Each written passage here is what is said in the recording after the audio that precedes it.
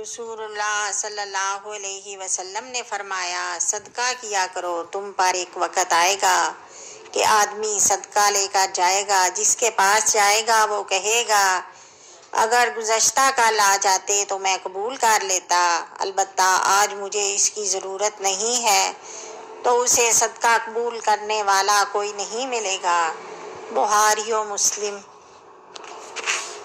آپ صلی اللہ علیہ وسلم فرماتے ہیں، بے شک جنت میں ایک گھر ہے جسے سخاوت کرنے والوں کا گھر کہتے ہیں۔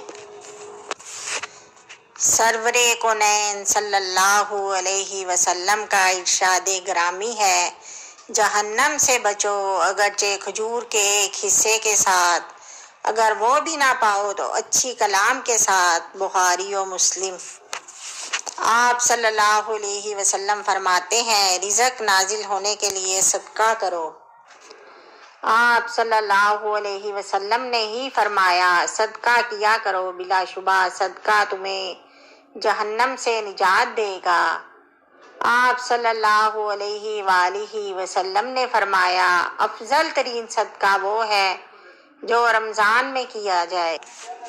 آپ صلی اللہ علیہ وسلم نے فرمایا، صدقہ کرو اور اپنے مریضوں کا علاج صدقہ سے کرو، بے شک صدقہ پیش آمدہ مشکلات اور بیماریوں کو دفع کرتا ہے اور تمہاری عمروں اور نیکیوں میں اضافے کا باعث بنتا ہے۔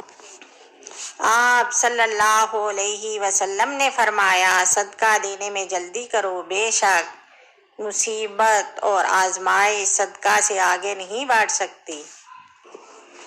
آپ صلی اللہ علیہ وسلم نے فرمایا، افضل ترین صدقہ پانی پلانا ہے، اور فرمایا صدقہ کرنے سے مال میں کمی نہیں آتی، صدقہ برائی کے 70 دروازوں کو بند کر دیتا ہے۔